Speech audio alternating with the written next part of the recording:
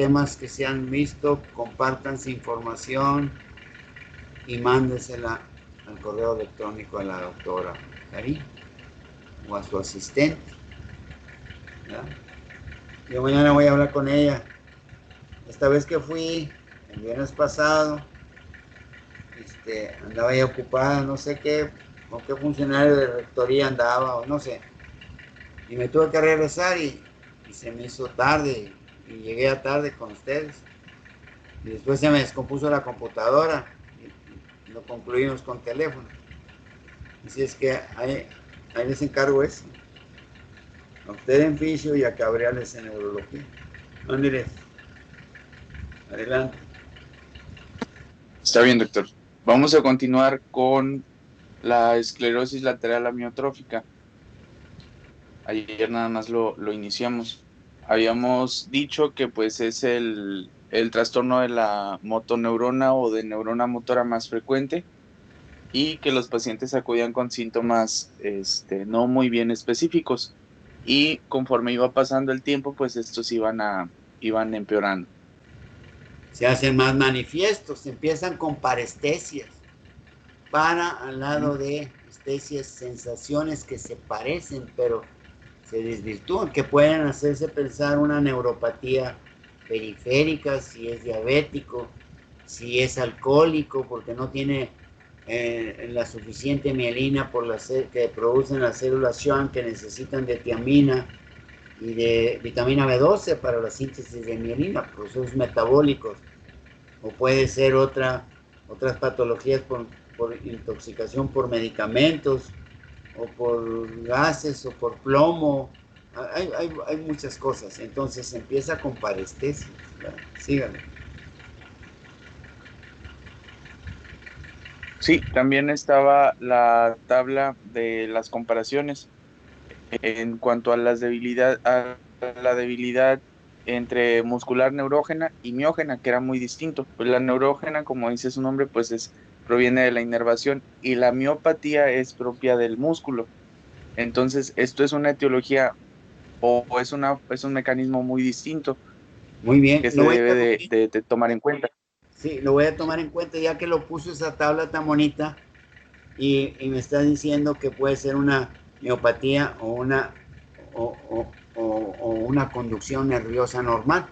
Para eso sirve la electromiografía, para distinguir la actividad, la conducción nerviosa, la conductibilidad y la estimulación de la fibra neuromuscular. Para eso sirve la electromiografía, para diferenciar una cosa, porque da diferentes rasgos en el trazado. No conozco ese equipo, lo leí muy poco, porque es muy extenso, pero lo suficiente en la neurología de Adams, y en la Michelin viene un poquito. Y en el manual Merck lo hace como los 10 estudios que se, de que se valen los neurólogos para valorar al paciente neurólogo. Ándale. Sí, también para identificar la etiología en este caso o el mecanismo del daño en cuanto a neuropatía y miopatía, como dice el doctor, se puede utilizar la electromiografía. La electromiografía consiste en punción estratégica en distintos músculos, pero ese tipo de agujas son electrodos en forma de agujas.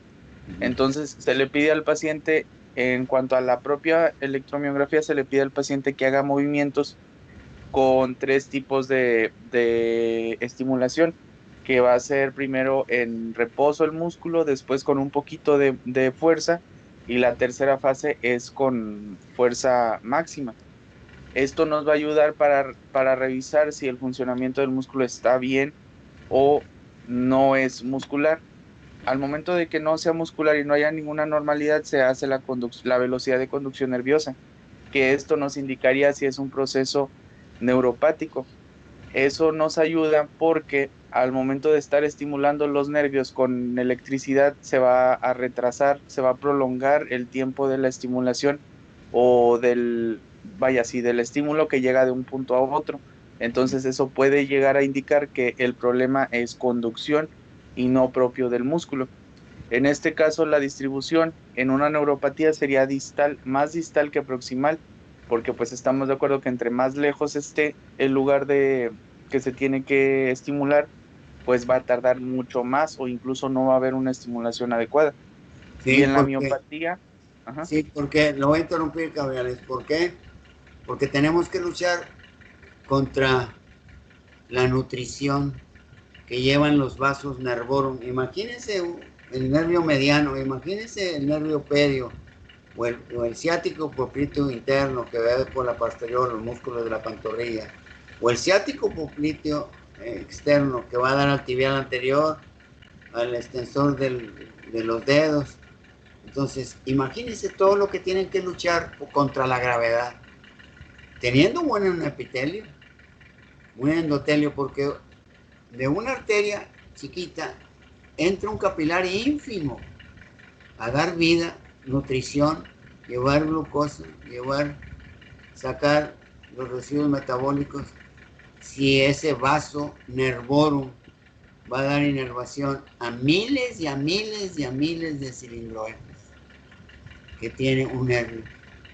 Recordando que en histología hacíamos una sección de un nervio y tenía epineurio, y luego perineurio, y luego epineurio.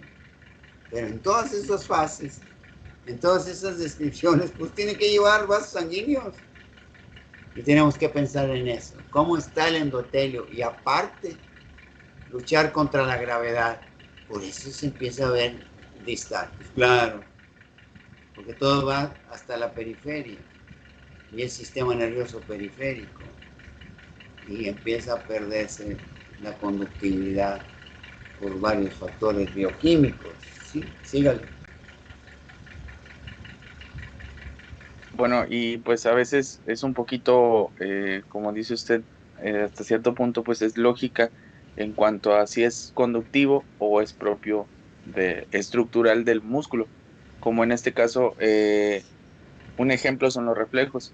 En la neuropatía se pueden disminuir o pueden estar ausentes, y en una miopatía van a estar conservados, porque el problema no es en sí la inervación, sino que el músculo. Y los signos y síntomas sensitivos en la neuropatía pueden estar presentes o disminuidos, y en una miopatía completamente abolidos o ausentes. Ausentes, claro. Por eso no duermen las pobres personas que tienen neuropatía periférica. Porque de repente tienen un picor y luego pueden sentir frío. Según los axones que se están estimulando, que ya no tienen las vainas de mielina, o ardor, o quemor, o presión, o vibración, pues no duermen, no descansan. Y así hay de padecimientos que por alcoholismo pues no hay tiamina y no hay vitamina B12. O por problemas de fármacos que están bloqueando la conductividad nerviosa. O por simplemente por una neuropatía diabética, que así está lleno de pacientes diabéticos, porque están mal controlados. Pregúntenles a toneladas de doctoras y doctores, ¿qué quiere decir diabético si no saben? Sí se los dije una vez a ustedes, ya se le olvidó, pues fueron bastantes años, varios años. Diabetes es del griego diab, atravesar, a través de. ¿Y qué? ¿Por qué a través de diabetes?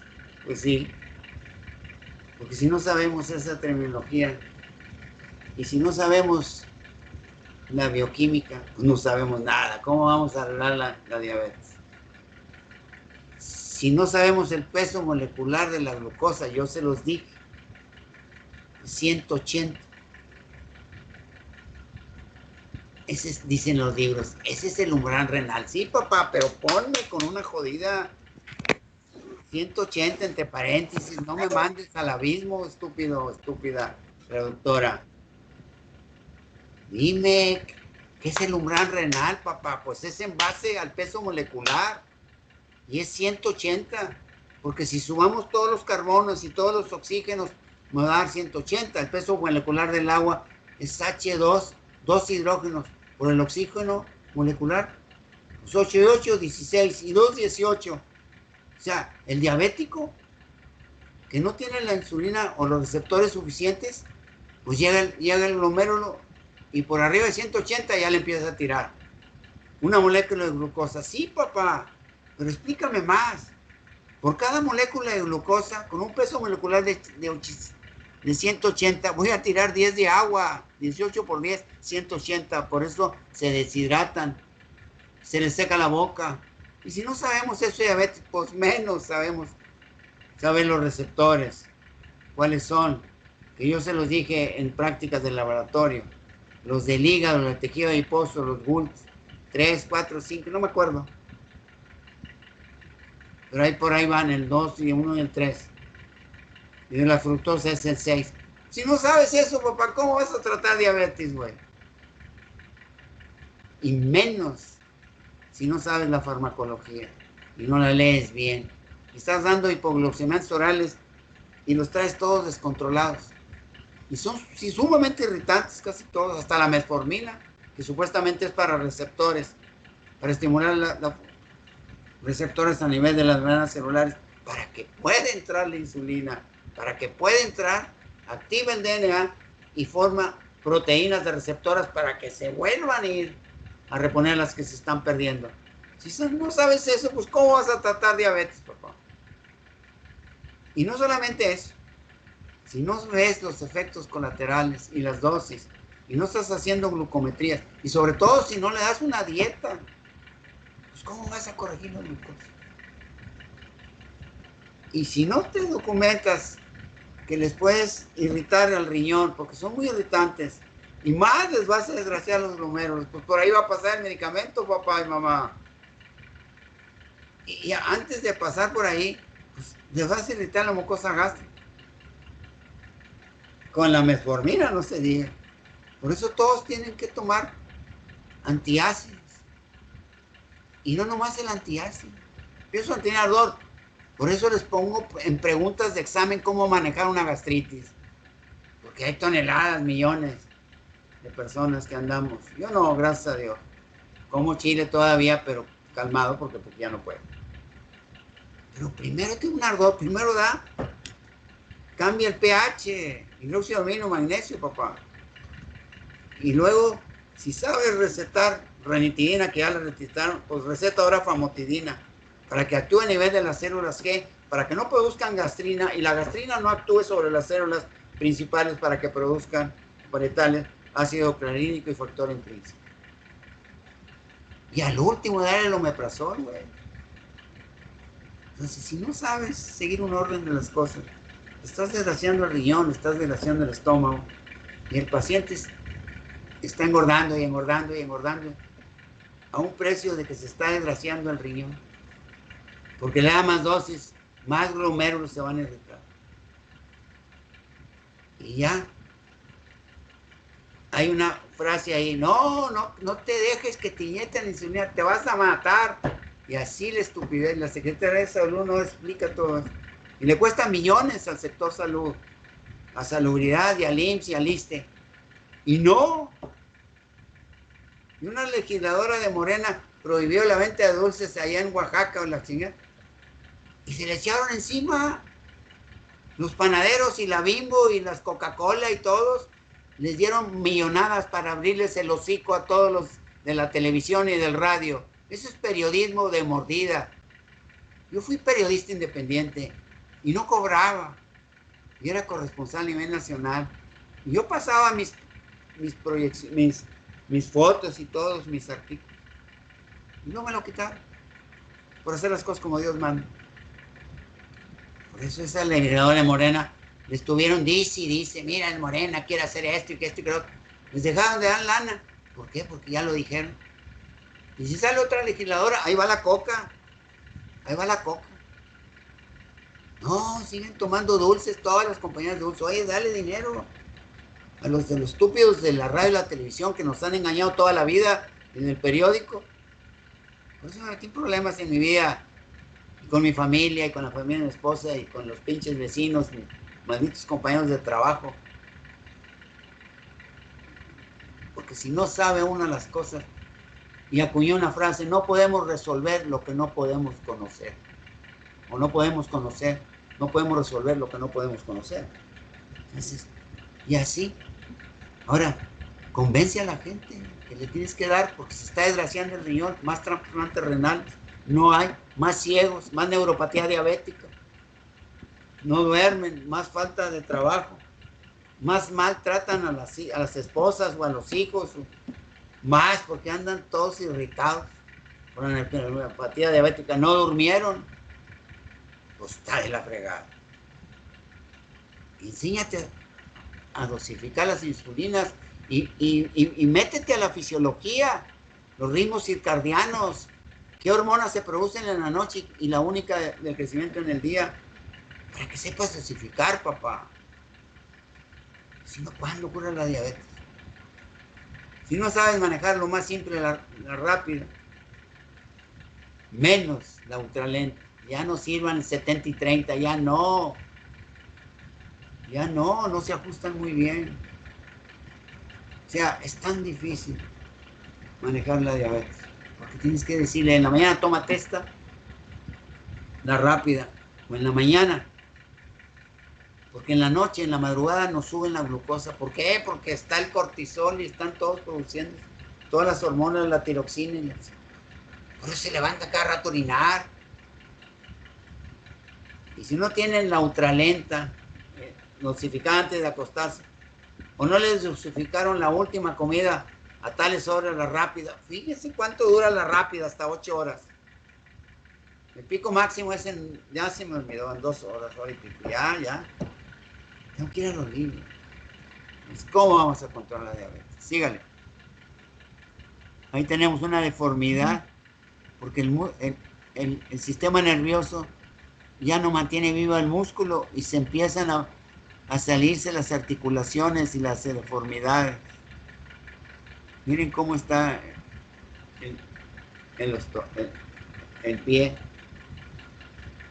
Y así, en los diabéticos, la artropatía de Charcot se llama, por la neuropatía periférica y el talón ahí se hace cuadrado, todo eso. Se salen de su lugar las articulaciones, no se sostienen, ya no están bien nutridos los tendones que son los que mantienen en posición las articulaciones. Sígale, Cabriales.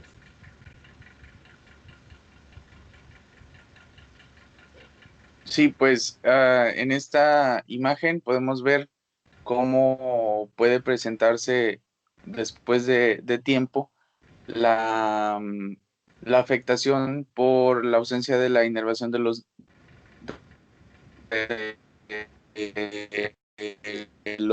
miembros De los músculos. Se va a su inferiores o por puede provocarse espasticidad, hiperactividad de reflejos plantar, extensores, torpeza, rigidez en los movimientos, adelgazamiento, atrofia, porque pues, los músculos se van a atrofiar porque no se usan o porque no tienen con qué sostén, cansancio y problemas para controlar la expresión. Se va su voz. En los movimientos de la lengua. Que esto, pues, mande. Sí, se va su voz. Es que movimientos de la lengua pueden ser fasciculaciones. Fasciculaciones, para que lo entiendan bien, es una contracción que se alcanza a ver o palpar. Como los caballos lecheros que antes repartían la leche. O los carretoneros que los traen. De repente se ven las contracciones palpables. Esa es una fasciculación. Solitas. Traen un tembliz. ¿Verdad? Sígale. Ahí el nervio hipogloso está súper irritado y les tiembla la lengua, traen un temblor. No pueden deglutir los pobres. Se ahogan, se pueden broncoaspirar. Síganle, cabrón. Ok, ya no sé si se escucha, ¿se oye mejor? Sí. Ok. En la fase final pueden presentarse ataques de risa o de llanto excesivos que son voluntarios, son involuntarios e inadecuados y Esto se puede presentar con la afectación pseudovulvar, que lo vamos a ver un poquito más adelante. La muerte de estos pacientes suele estar ocasionada por falla respiratoria. Realmente es por una deficiencia en la función muscular de los músculos diafragmáticos y todos los que hacen posible, pues, la respiración. Los intercostales externos, con el diafragma, cuando baja el diafragma, crea más espacio en el tórax. Los intercostales externos separan los espacios intercostales. Y en la expiración se sube el diafragma como una catapulta. Le ayudan los restos del abdomen y los oblicuos, y los intercostales internos cierran el espacio intercostal. Hasta los serratos, hasta los escalenos en las respiraciones profundas, en los que están sin oxígeno, hasta los músculos del ala de la nariz se abren, todos los músculos del cuello, los infraoideos, los escalenos, ¿sí? Los de las alas de la nariz se abren en las respiraciones, se me va el nombre, la palabra, sí, allá desesperantes. Si no les ponen, si no los intuban, es una muerte horrible, no es cualquier cosa. Síganme.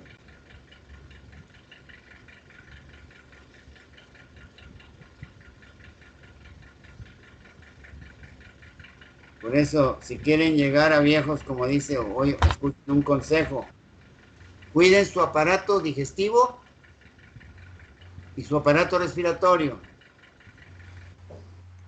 porque es la vida, respirando y comiendo saludable, no se les olvide.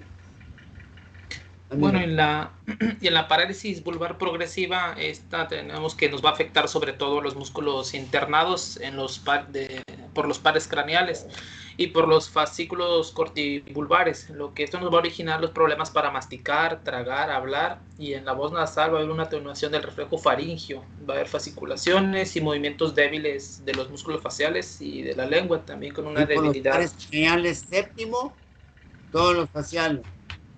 Sí. Séptimo, noveno, para la deglución. El hipogloso manda, el doceavo par craneal, manda la lengua hacia adelante y hacia el paladar duro y pasa el agua o pasa el bocado a la parte posterior de la boca hasta a la separación bucofaringio. El glosofaringio contrae, recibe el agua o el bolo alimenticio y se lo pasa al vago, que el vago, la parte de la raíz de la lengua y el vago, ahí baja la epiglotis para que no pase la comida o el agua a la tráquea por la glotis y abre el esófago. Por eso tiene llantos de risa, porque es el risorio Santorini. Está el risorio Santorini, está abierta, las comisuras están abiertas, y no es que se está leyendo, no es que se esté riendo, es que tiene espasmos. Ay, Dios de mi vida, qué traductores tan ingratos. ¿Qué gusto? Bueno, y estos pacientes van a tener un pronóstico malo debido a que van a tener un riesgo aumentado de asfixia. Puede ser por neumonía por expiración. Comúnmente esto puede ser por la comida o los alimentos que pueden pasar por los pliegues vocales y hacia las vías inferiores y los pulmones. Por eso desencadena la neumonía por expiración. Bueno, esperamos, ¿no?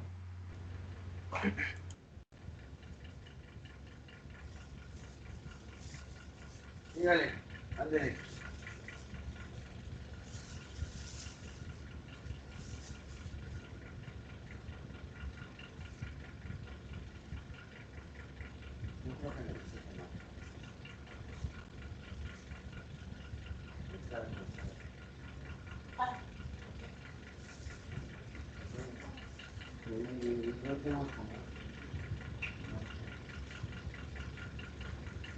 Ándale, sígale. Que les vaya bien. Sígale. Sí, ándale, yo también. Ándale. Miren cómo va cambiando la disposición de los músculos. Ándale, atrofia muscular progresiva.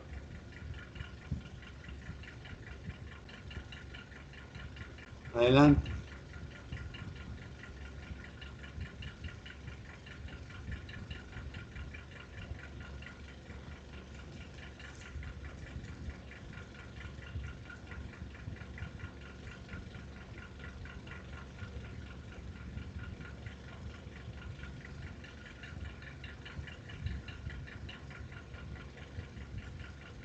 Se fue la voz.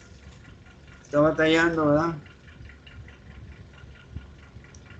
Ay, ¿ya me escucho? Sí. Ok. Bueno, en la atrofia muscular progresiva aquí va a haber una afectación de las células del asta anterior que mayormente va a suceder en solitario o adquiere un mayor relieve que la alteración córtico-espinal. Aquí su evolución va a tender a ser más benigna que los otros trastornos y las fasciculaciones pueden ser su manifestación temprana. Su cuadro clínico, como se puede ver en la imagen, algunos de los pacientes van a presentar una barriga prominente, músculos delgados y débiles, falta de equilibrio, que mayormente van a tender a trompezarse con mayor frecuencia los pacientes, van a tener una cintura hendida y sostienen su hombro y brazos hacia atrás al caminar, es algo característico de ellos. Es para respirar más, no, perdón, no es respirar, es ventilar. Sí. El producto final es ventilar. Primero es ventilar que estén permeables desde las narinas, la laringe, la tráquea, los bronquios, hasta el alveolo respiratorio. Eso es ventilar. Y respirar o difusión es el intercambio de gases. Y otro problema es la expiración. Es la expiración. Que el diafragma como catapulte se suba y aumente la presión para expulsar todo el CO2 y todo el aire. Así es que batallan en la inspiración y en la expiración. Dios de mi vida, qué muerte tan terrible. Sígale, esto no es cualquier cosa. El sistema nervioso es algo de lo más terrible cuando falla. Por eso quien no sabe el sistema nervioso, pues no sabe muchas cosas. Casi no sabe nada. Sígale. Siguiente, por favor.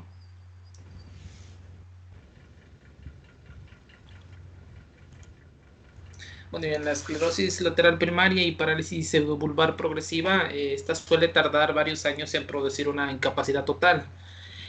Aquí se va a presentar con una rigidez muscular y sus signos de debilidad motora distal aumentan poco a poco y afectan las extremidades en la esclerosis lateral primaria y a los pares craneales inferiores en la parálisis pseudobulbar progresiva.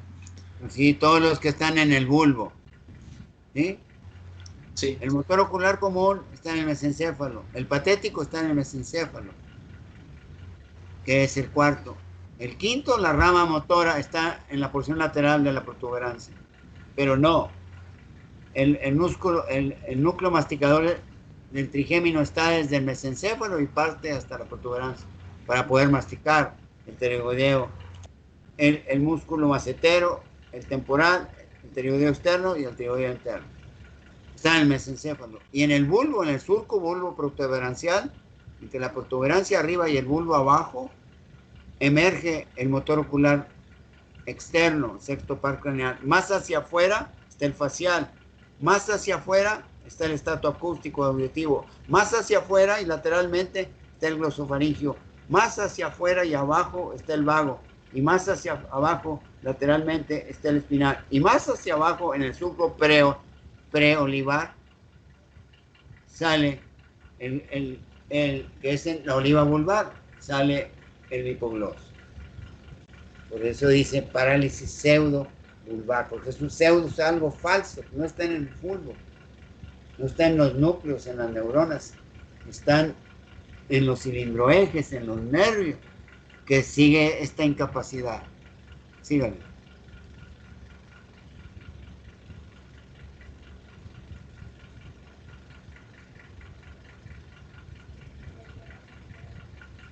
Sí. ¿Ya me escucho? Sí, adelante. Bueno, en el diagnóstico podemos diagnosticar este tipo de trastornos con la prueba clínica. Ya se mencionó anteriormente los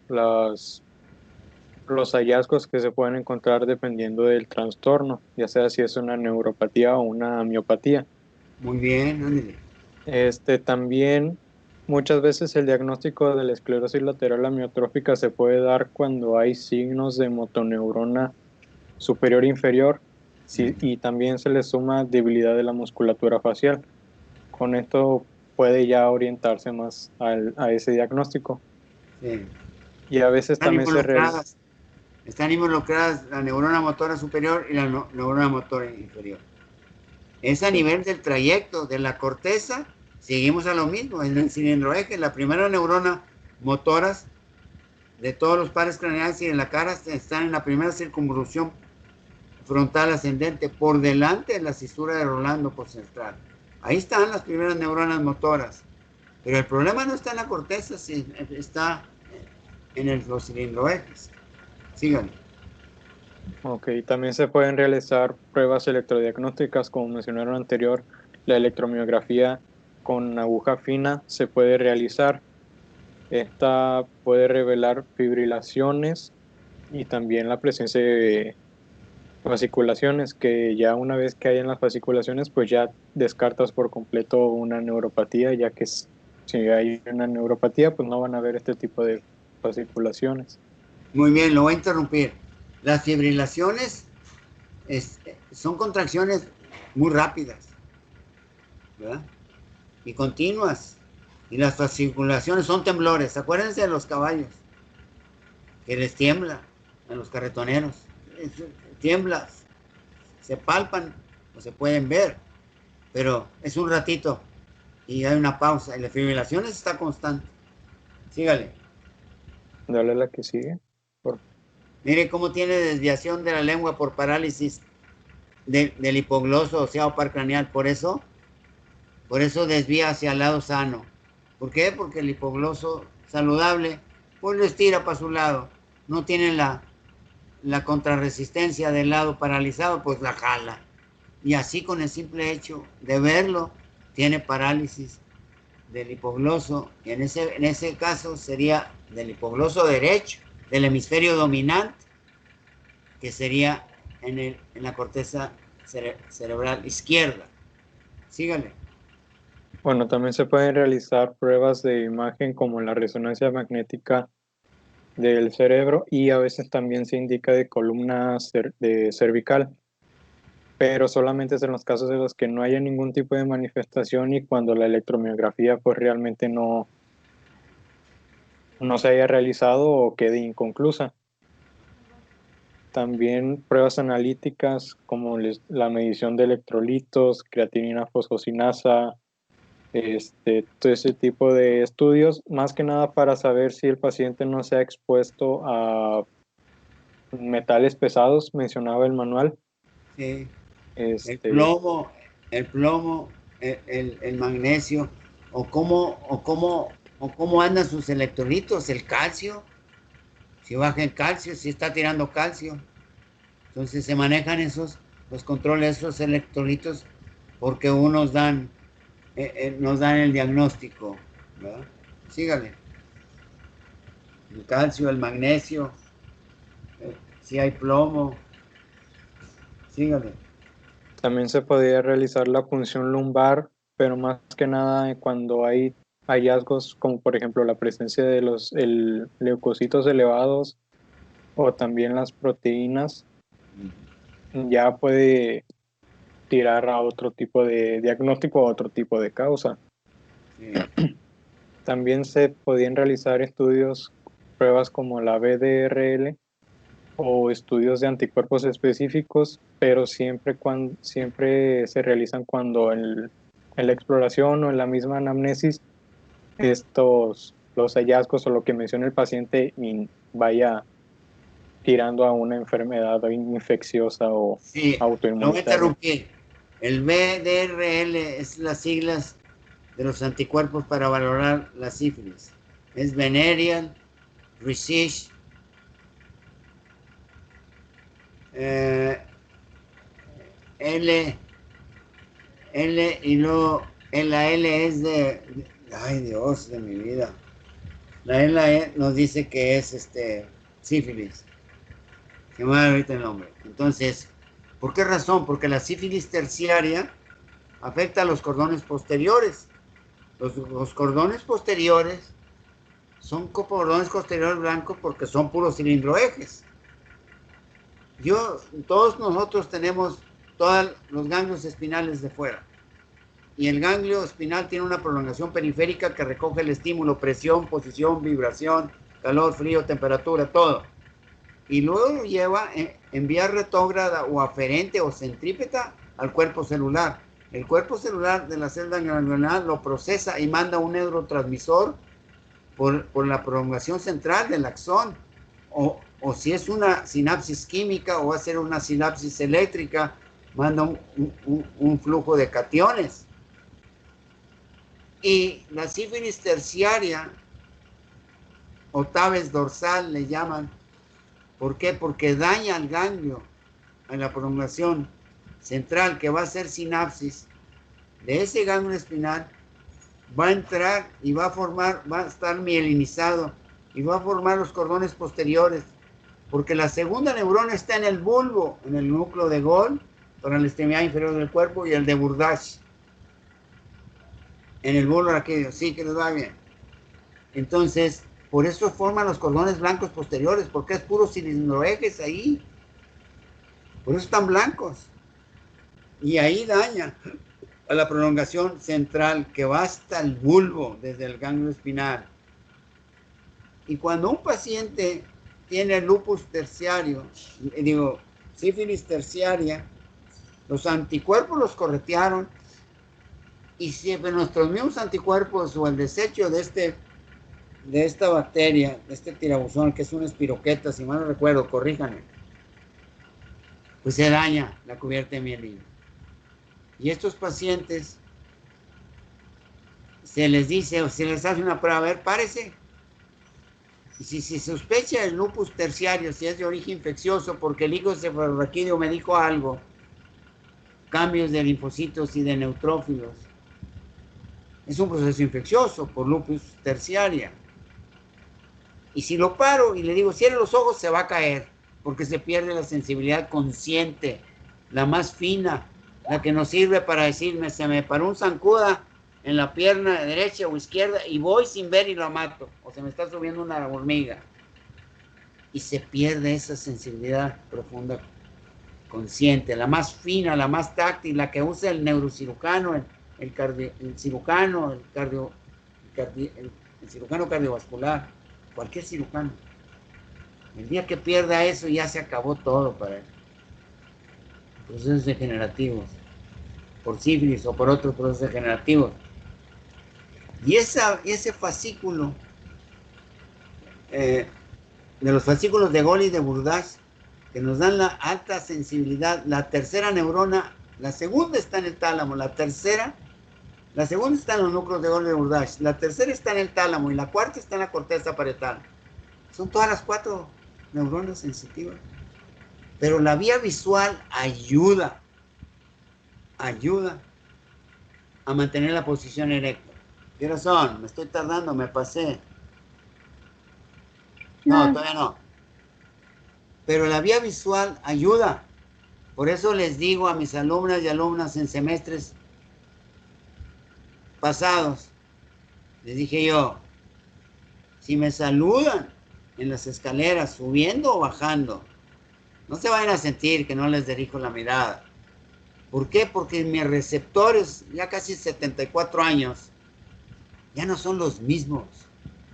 Ya no percibo esa sensibilidad exquisita y fina, presión, tacto, vibración, calor, frío, temperatura, que tenemos en esas células ganglionares unipolares, que me van a dar mi segunda sinapsis en el bulbo, la tercera en el tálamo y en la corteza. Ya no tengo esa percepción. Por eso tengo que ir viendo, porque me va a pasar lo que al sifilítico me voy a caer. Ahora sí quiero que le entiendan lo que es los cordones posteriores y por qué la sífilis se puede confundir con la esclerosis amiotrófica lateral. ¿Sí quedó claro? Ándele, sígale.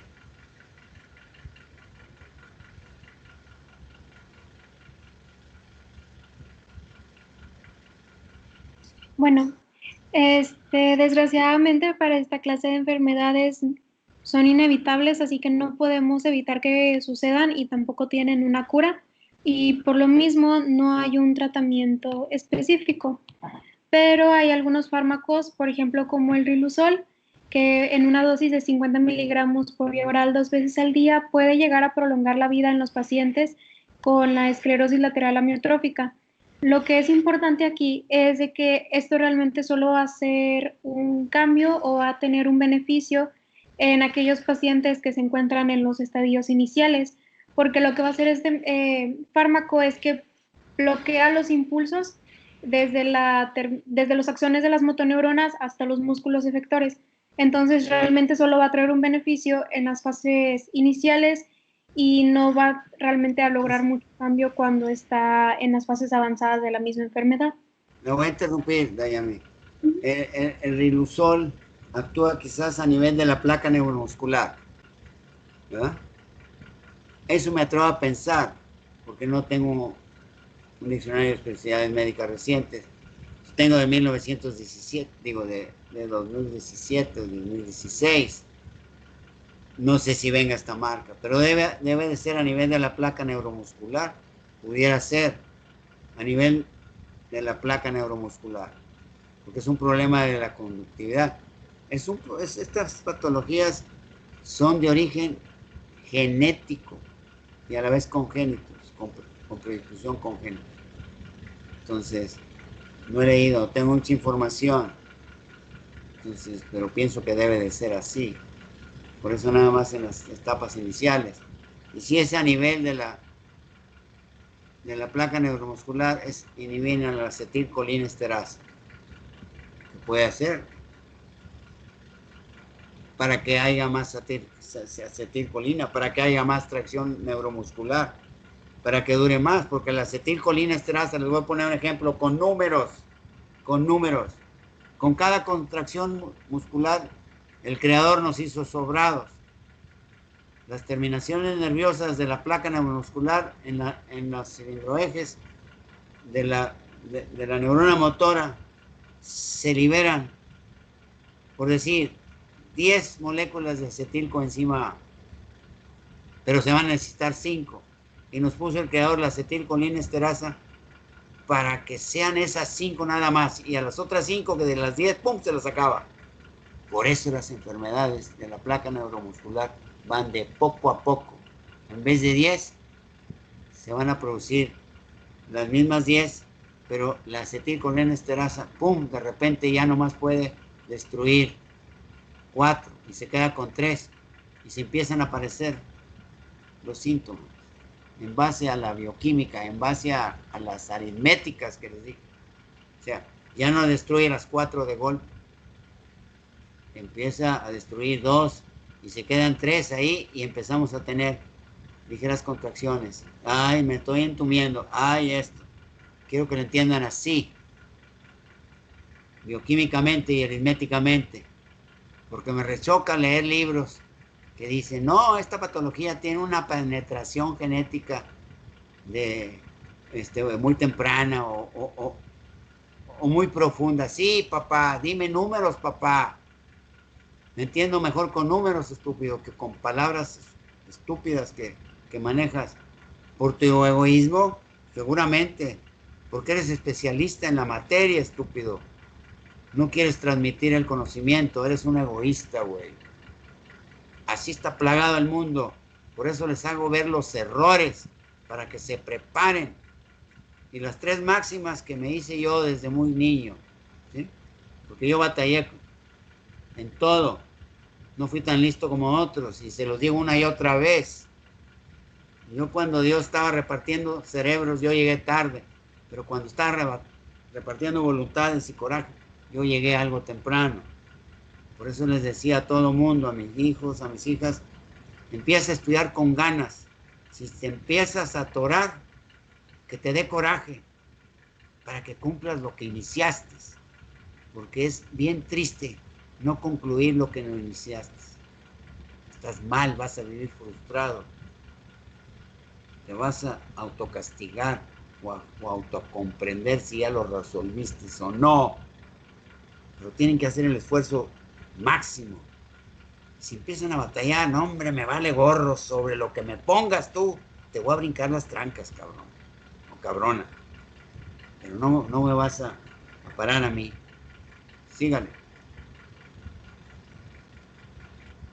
Bueno, también estos pacientes van a requerir un equipo que va a ser multidisciplinario y esto va a incluir un tratamiento farmacológico por parte del médico, también fisioterapia para que estos puedan mantener la función muscular que le permita su capacidad conforme vaya avanzando la enfermedad. Y también terapia de lenguaje. ¿Por qué? Porque se van a tener que adaptar a diversas formas de comunicación, como la que se ve en la imagen, que es una tablet que viene con varias letras, y esta a veces lo hacen por medio de parpadean según la letra que se esté utilizando, y es una forma en la que ellos se pueden comunicar, que pues bueno, eso se tiene que hacer. Y también ahí va a haber pacientes que la debilidad faríngea, sobre todo en las fases avanzadas de la enfermedad, les va a evitar alimentarse, entonces también el cuidador pues va a tener que estar muy al pendiente al tiempo en el que se esté alimentando al paciente, y también que no sea alimentos con los que se pueda ahogar o algo, no sé, de que nueces o algo que tenga que masticar mucho para poder pasarlo. Bueno, todo eso se tiene que cuidar. También los especialistas que cuando llegue el momento van a tener que tomar una decisión porque recordemos que esta enfermedad llega a un punto en el que afecta también la musculatura respiratoria. Entonces ya los neumólogos, cuando llegue el momento, van a decidir entre un soporte ventilatorio incruento o una traqueotomía y soporte ventilatorio completo, que pues esto es para darles pues la mayor calidad, entre comillas, de vida que se les pueda dar, pero sabemos que va a llegar un momento en el que estos pacientes van a fallecer. Es por esto que esto es muy difícil. Sí, para mejorar su vida. Y qué lástima que usen la misma expresión y todo mundo lo diga, la mejor calidad de vida. Habiendo tantas palabras en el idioma castellano que malamente se dice español. Entonces, para tener una mejor vida, una vida más provechosa, más tranquila, menos sufrida. Entonces, lo que haga el neumólogo, lo que haga el cirujano, es para mejorar su vida. No solamente la del paciente, sino la desesperación que ve el familiar, cómo se va deteriorando. Es algo terrible, es algo desgastante para ambos, para la familia. Es terrible tener un paciente así.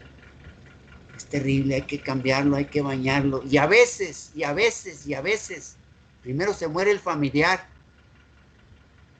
que el paciente. Eso quiero que lo tomen bien en cuenta, porque se lo llevó al paciente, al familiar que estaba sufre.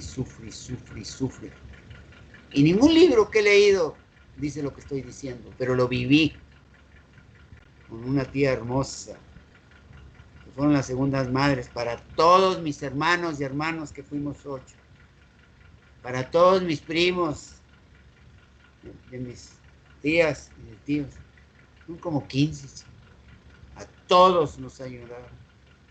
Y ella estuvo casi 8 años postada en cama por una hemorragia en la cápsula interna. Yo me la quise traer desde San Antonio, pero mis primotes de San Antonio veían la lanona que tenía mi tía y se quedaron con las propiedades de ella. A mí no me importa el dinero. Entonces, primero se acabó mi tía Lupita, que también fue las que nos ayudaron a todos. Si algo somos es esos 20 o más o menos sobrinos. Fueron mis 2 tías que no se casaron. Y primero se murió mi tía Lupita de un infarto, y mi tía Margarita. Sígale. Bueno, los siguientes fármacos que se mencionan, pues es como mencionaba, es más un cuidado paliativo que realmente para tratar la enfermedad. Recordemos que estos pacientes tienen mucha espasticidad, entonces se les va a dar baclofeno, que esto va a ayudar con la intensidad y la frecuencia de los espasmos. También para los calambres se puede utilizar la quinina o la fenitoína. Siguiente. Sí, para la fenitoína, las circulaciones, las fibrilaciones. Por eso les digo, cuando cae un paciente ahí, si el familiar se hace responsable, es más probable que se muera. Y si lo mandan a una casa de salud, ahí no van a tener consideración. Y no le para alto una estúpida enfermera en los últimos días de mi tía, que se estaba ahogando por una neumonía, y la estúpida con una sonda, sin ponerle una mascarilla, estúpida, maldita vieja malnacida, insensible. Se movía mi tía convulsionando, movía toda la cama. Nunca le pusieron un respirador. Y la estúpida quería que cumplía, y la estúpida institución, pero me hubieran metido a la cárcel. Y yo ya tenía hasta casi 4º año de medicina, y me hubieran sacado con policías por decirle que estaban maltratando a mi hija. Por eso los que no sufren con sus pacientes ahí en la casa, o se mueren, pero los ven con dignidad antes de morirse. Y los que se quedan, y más si hay dinero, hay gente que vivos los desean muertos, y muertos los desean vivos. Está en la persona, aquí adentro, en el lóbulo temporal, en el sistema límbico. El Guyton trae 29 estructuras. Cuando quieran se les explica. Sígale. También se van a utilizar algunos anticolinérgicos para disminuir la producción de saliva. Estos puede ser como el glucopirulato, el amitriptilina, la iosina transdérmica, atropina, etcétera. Sí, también está el parasimpático secretando saliva a la parótida y a las glándulas submaxilares y sublinguales. Es el neurotransmisor. Síganle. También se puede utilizar fluvoxamina y amitriptilina en los casos que haya una afectación pseudovulvar, y sobre todo en las fases tardías de esta enfermedad los pacientes van a mostrar mucho dolor, entonces no les vamos a poder tratar ese dolor con cualquier medicamento, ya se tiene que hacer uso de opioides o benzodiazepinas. El libro mencionaba que hay algunos casos en los que se cree necesaria la cirugía para mejorar la deglución, pero que realmente no hay mucho éxito en estos casos, entonces son muy pocos los que son candidatos. Al principio de la enfermedad y cuando se les diagnostica, se tiene que hablar con mucha franqueza con los pacientes y con las personas a su alrededor, con su familia, si el paciente tiene pareja, hijos, etc. Se tiene que hablar con ellos y realmente ser honestos con lo que se espera de la enfermedad y a cómo evolucionan estos pacientes. Sí se mencionaba en el libro en otra enfermedad, pero creo que también aplica aquí, en que esto también es muy difícil para los cuidadores y que también el mismo cuidador tiene que tener su propia terapia y tiene que tener sus tiempos de descanso. Y si el cuidador tiene su terapia y sus tiempos de descanso, esto va a traer también un mejor cuidado para el paciente. Recordemos que aunque es una enfermedad muy difícil y no tiene cura, les puede dar la mejor calidad de vida a estos pacientes. Uno de los ejemplos que estaba en la parte de José, pues está Stephen Hawking, que él pudo realizar su trabajo y la enfermedad, pues aunque era un obstáculo, pues realmente su mente seguía igual y él podía seguir trabajando. También... Discúlpeme, muchos terminan con demencia porque están sufriendo horrores.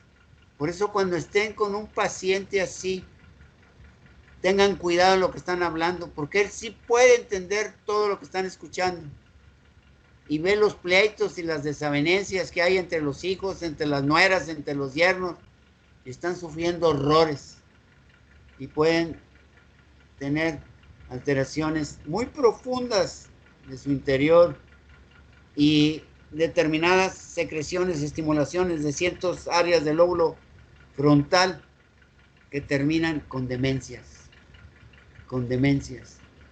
Exacto, también por eso se menciona que el cuidado de estos pacientes es multidisciplinario, no nomás es darle medicamento y ya, terminaste.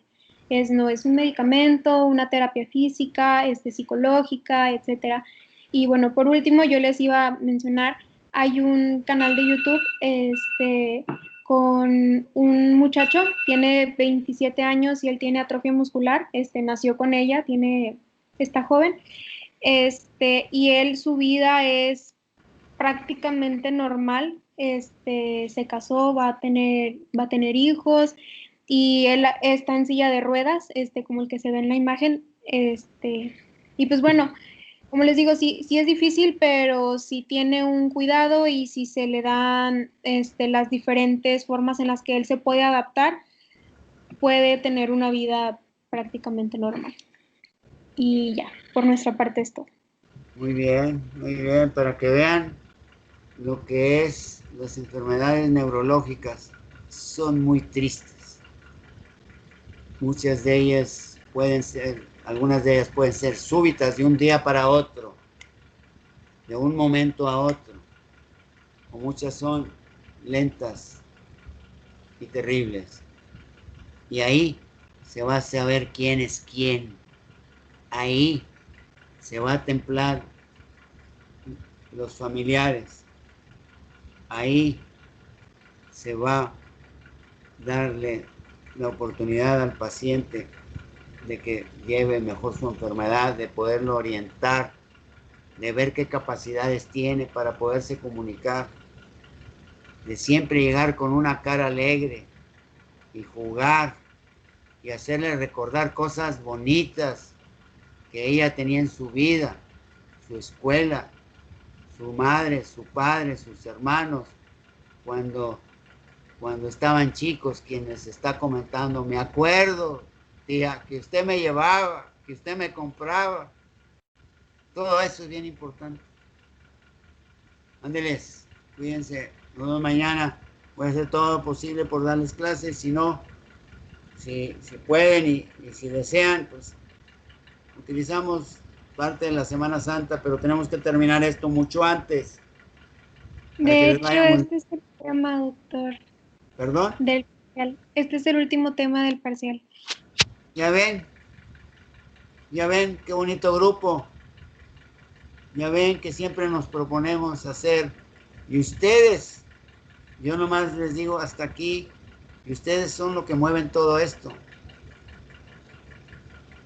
Y voy a tomar en consideración, y quiero que ustedes me apoyen, Cabriales, Dayami, que ya concluyeron, que podemos dar un repaso de media hora, que podemos concluir con el programa, que quieren levantar el promedio, a ver si buscamos consideración desde dirección, desde coordinación, porque ustedes ya cumplieron. Y no por mí, yo pues estoy todos los días para ustedes. Pero sí, quiero que tengan unas calificaciones. Sí, las y los quiero hacer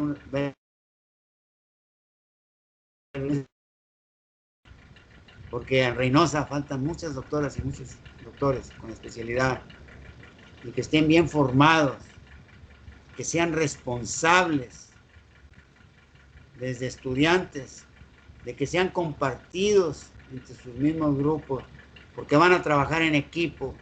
Y cuando roten por un hospital se van a dar muchas cosas que les he abierto los ojos hasta cierto punto. Y es triste, es doloroso, se acaban presupuestos en los hospitales por el orgullo de un jefe de un departamento o de un especialista a otro. Y se acaban presupuestos. Y los que entran a un hospital de gobierno, tan luego entran al sindicato, tan luego se dan la ranada. Y aparte, si están enchufados con los malos, aparte, son amenazados por él. Eso es lo que estamos viviendo en México, por la falta de desgobierno, por vivir. Ayer se cumplieron 27 años de la muerte de Colosio. Yo ya tenía 2 años de jubilado como servidor público en Monterrey. Y batallé, más de 2 años de jubilado. Y batallé para encontrar un trabajo de base. Y fue ser administrador, chofer, electricista de la comunidad infantil Los Ángeles en el DIF estatal de Monterrey. De Nuevo León, no de Monterrey. Y ese día que mataron a Colosio, nos enteramos luego por las noticias. Porque desde el malvado Salinas, los trabajadores no ganamos más del 4% anual. De ahí que mandaron a la mujer a trabajar y a los abuelos ya jubilados. Yo me había podido quedar arranado desde el 92. Y decirle a mi esposa, ahora le ponte a trabajar, voy a hacer una especialidad. Pero tenía 3 en la universidad. Y tenía el cuidado de mi madre hasta los 97 años. ¿Sí? Y hubiera vivido más. Pero mis hermanas y unos hermanos lo llevaron con un geriatra. Y cosas estúpidas que vi en el geriatra. Y después el arrepentimiento de mis hermanos y de mis hermanos por haberle hecho caso al pediatra y no a mí. ¿Sí? Que todavía no concluía medicina. ¿Sí? Entonces, desde 1992 ganaba el 4% hasta que Obrador aumentó al 16%.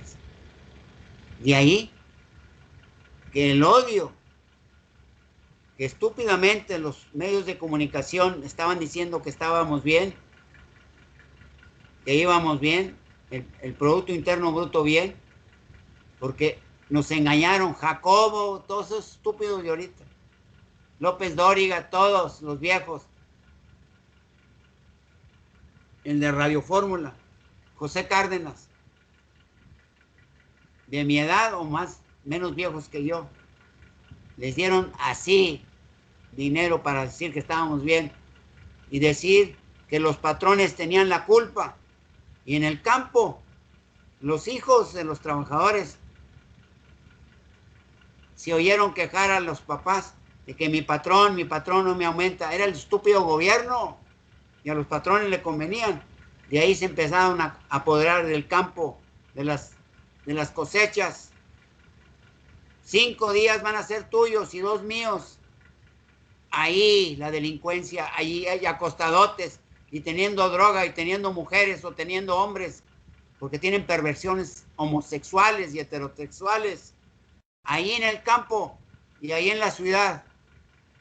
Eso es lo que está viviendo México, que con cuantificados son casi 40,000 muertes registradas y no, gran parte son mujeres y no las que no han sido notificadas. De ahí que estamos en guerra por hambre, porque la panza no aguanta más de 20 horas, por ese maldito gobierno que tenemos, que Salinas, Cedillo, ¿sí? El Fox, el Calderón, que quiso un avión de millones de dólares, porque el maricón no quería ir en uno de pasajeros, que todavía lo debemos, y el Peña Nieto entregó lo último de México. Por eso hay tanta delincuencia y tantas nuevas generaciones que no quieren trabajar, con las que ustedes, que son mujeres y hombres honestos, que tienen planes, que su padre o su abuelo los está apoyando, tienen que batallar con tanta mierda. Por eso deben estar en la cárcel, por eso vayan a votar. Porque no es posible, los malditos del PRI o del PAN, no es posible que nos tuvieron muertos de hambre y seguir trabajando. Sacaron a la madre y a los abuelos. Yo soy bisabuelo y todavía ando trabajando. No es posible. Por eso el estúpido Obrador está cometiendo errores. Porque no se jodió como yo me jodí. Entonces, prepárense, luchen, voten porque no es posible seguir viviendo, puede haber un estallido social. Nos debemos a los ricos que nos dan trabajo. No tenemos que ir contra ellos. Si estos estúpidos no saben ni mover un dedo. Y así me he jugado la vida en Monterrey, en San Nicolás. Por eso vengo huyendo. Por las amenazas a mi familia y a mí. Ándele, síganle. Nos vemos mañana. Yo me comunico con ustedes. Discúlpenme, me altero porque veo las cosas que ustedes no ven. Y ahorita les dejamos un paletón enorme. Y decirle, Obrador, te estás equivocando en poner un estúpido violador. Estás bien estúpido. Y están dando lugar a ello. Ándeles, disculpen, nos vemos. Bye, doctor. Hasta luego, Cuídense doctor. mucho. Adiós, doctor.